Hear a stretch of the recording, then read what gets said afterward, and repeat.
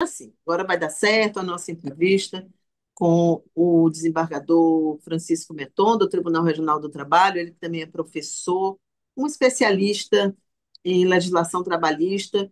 E a gente está discutindo aqui hoje, doutor Meton, essa nova realidade brasileira, que é a opção pela que eles se chama comumente de informalidade. Quero saber como é que o senhor avalia se isso é bom para os trabalhadores ou se em algum momento isso vai acabar pesando para a sociedade, para esse trabalhador. Queria a sua avaliação. Cíntia, é o seguinte, a geração Z e a Millennials vem nessa de trabalho autônomo, não querer mais se subordinar a ninguém, né? Nem Deus, nem pátria. É o lema dos anarquistas, né? Talvez que eles nem saibam disso, que isso já existiu. É o lema dos anarquistas. Karl Marx dizia que os burgueses inventaram uma nova maneira de escravizar o ser humano. Foi o contrato. Ele trocou as correntes, os grilhões, pelo contrato. A própria pessoa se escraviza, se autoescraviza, se submete. Não, mas você assinou o contrato. Você vai ter essas obrigações para comigo, porque você assinou. Você se comprometeu, né? E depois veio o Estado social. O Estado social, tudo bem. Tem o contrato, a pessoa se submeteu, mas vai ter garantias em troca. Pode ter a folga semanal remunerada, tem um mês de férias por ano, tem a remuneração dos períodos em que estiver doente, tem aposentadoria garantida, se falecer, os dependentes vão ficar amparados, ou seja, o Estado Social interveio para dizer que aquela dominação patronal ia ter um custo para ele, né? Um custo social. E o empregado ia ter essas garantias. Mas a geração mais nova é imediatista, né? Não tem essa noção de prevenção do futuro. E, como você sabe, pode imaginar, uma velhice custa caro, né? Custa muito caro manter uma velhice. A velhice antiga, não, que a pessoa vivia enquanto durava mesmo, não tinha tratamento médico para viver com qualidade, para durar um pouco mais, né? Vivia enquanto o organismo aguentasse sem tratamento. Mas hoje em dia, as pessoas envelhecem e querem envelhecer com qualidade, ficar mais velho, durar mais, e isso custa muito caro. Se não tiver um sistema de amparo social, o que será dessa geração no futuro, né? A gente vê esses uberistas, ah, não, eu quero ser autônomo, vou trabalhar na hora que quero, sim, quando você quebrar o braço. Quem vai pagar seu salário? Você vai ficar sem salário. Se você falecer, a sua família vai ficar com desamparo, né? E hoje você está jovem, aí, montado numa moto, para lá e para cá, mas daqui um dia você está velho, né? Você vai adoecer desse seu próprio trabalho, a sua moto vai quebrar, é, e não tem um sistema de amparo. Tá? As pessoas hoje estão imediatistas.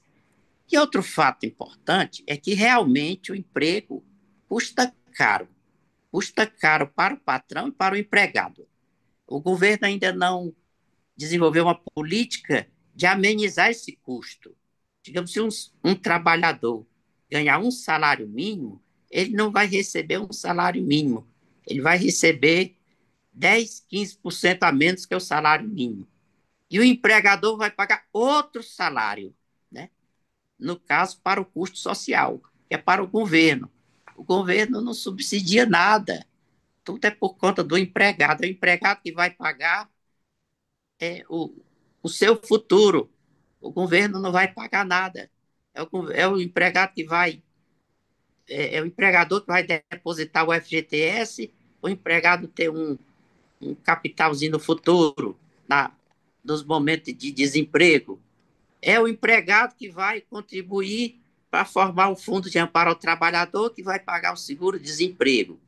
É o empregado que vai contribuir, junto com o empregador, para formar a previdência social para lhe socorrer no futuro. O governo não entra com nada, né? Não entra com nada. Tudo é o empregado e o empregador.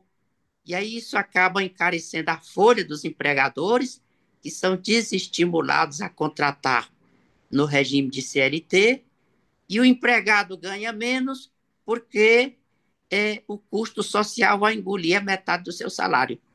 Então, é preciso haver uma política pública de rever esses custos do emprego e não de acabar com o emprego.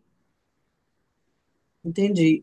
E aí, hoje a gente tem, doutor Meton, eu tenho certeza que os senhores acompanham isso, né, que fazem a nossa justiça trabalhista, vocês acompanham essa meio que degradação dessas relações trabalhistas como nós estávamos acostumados, como nós conhecíamos, nos parâmetros que nós conhecíamos. E parece que tem uma chave que virou essa relação, e é exatamente com acho que a pandemia de Covid-19, quando houve aquele boom da presença nas ruas dos entregadores, né? O trabalho por delivery. Isso acabou desencadeando a chegada das plataformas também de transporte, né? Uber 99 e outras que existem. Também isso aí acabou desencadeando um pensamento, né, mudando um pouco a cabeça do brasileiro. Queria saber se o senhor acha que em algum momento isso vai ser revertido? Seriam políticas públicas que protegessem esses trabalhadores que seriam necessárias, uma vez que nem eles mesmos querem, né? O governo tentou e houve uma reação da categoria? Pois é, eu acho que tem que haver uma política de Estado, né? Uma política de Estado no sentido de desenvolver um meio de. Eu defendo assim um meio termo entre a autonomia e o emprego. Alguma solução que fique o trabalhador amparado sem ter esse custo social todo para o empregador.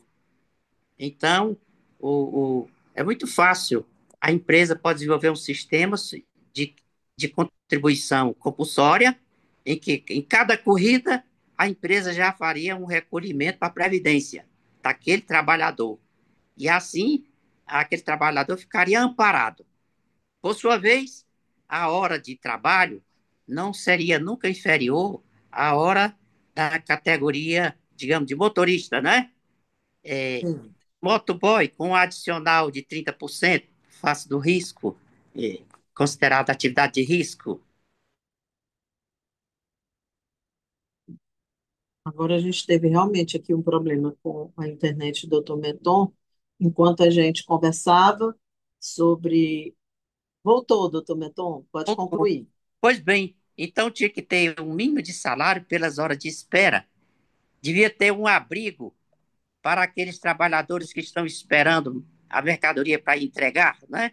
Eles estão sofrendo hoje de infecção urinária, de desidratação, de desconcentração, por isso o número de acidentes por causa da desidratação. Quando fura o dedo do motoboy, não sai sangue mais, porque ele está desidratado, né?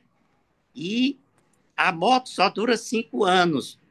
Quando ele não é uma pessoa prevenida, daqui 5 anos ele não tem mais moto. Então ele vai para a moto locada e vai terminar numa bicicleta, se ainda saúde estiver, se ainda tiver com saúde. Você entendeu a que ponto vai chegar? Entendi. Daqui 10 Entendi. Acho que esse impacto na saúde, ele vai acabar sendo um anos, referencial, né? não é isso? Daqui Isso. 10 anos nós teremos uma população doente, desamparada, toda no colo do SUS, que é pago pelo poder público, ou seja, pelo contribuinte, né? E o SUS não vai aguentar.